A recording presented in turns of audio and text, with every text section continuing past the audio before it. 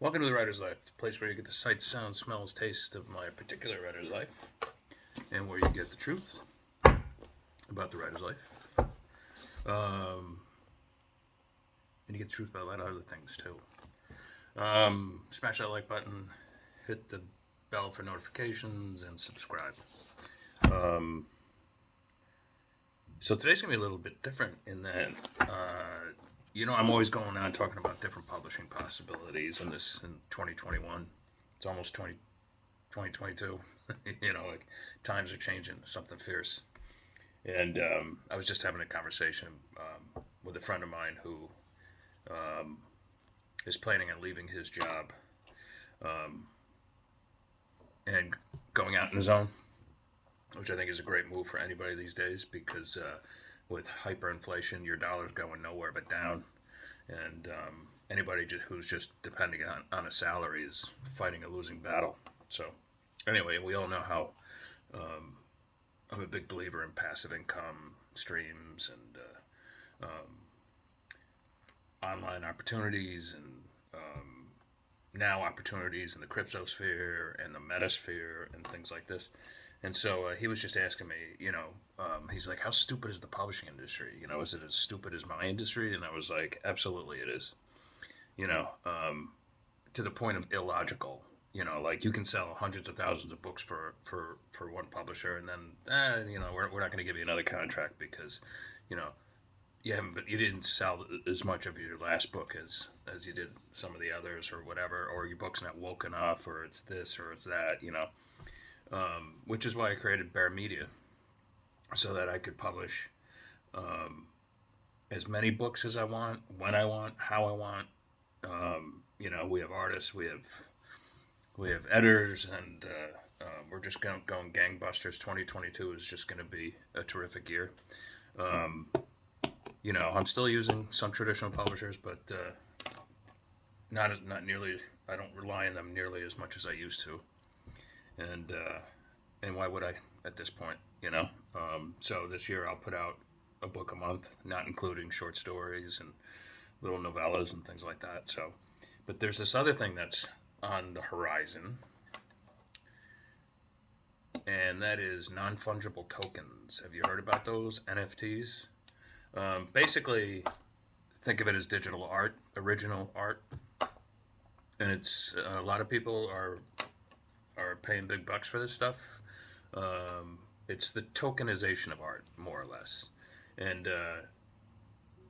it's on the cryptosphere, it's on the metasphere, or whatever. But it's very possible that books could become non-fungible tokens. And so you're like, yeah, I've already lost you, right? All right.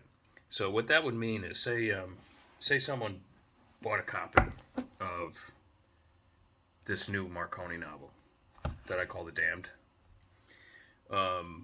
They'd be like, well, okay, I'll buy it as a non-fungible token, but it's not original. It's not, there's going to be a million others, out there. But what I would do, or what my company would do, is we would do something to make this original for you, so that you possess an original copy of The Naked and The Damned. Anyway, the best example I can use is when the Beatles um, published their White Album back in 1968. It was just a plain white cover, and it said in black letters, The Beatles. But underneath that was a number count. And each album that got sold had its own unique number. And that's something, so therefore, you might own copy, I don't know, 10,101. But you're the only person in the world who owns copy 10,101. And believe me, there would be collectors out there who want that copy. So, what might happen in the future for books is the same kind of thing. There might be like a numbering system for each book that can be bought and collected. Maybe something a little bit different about the cover, or something, or maybe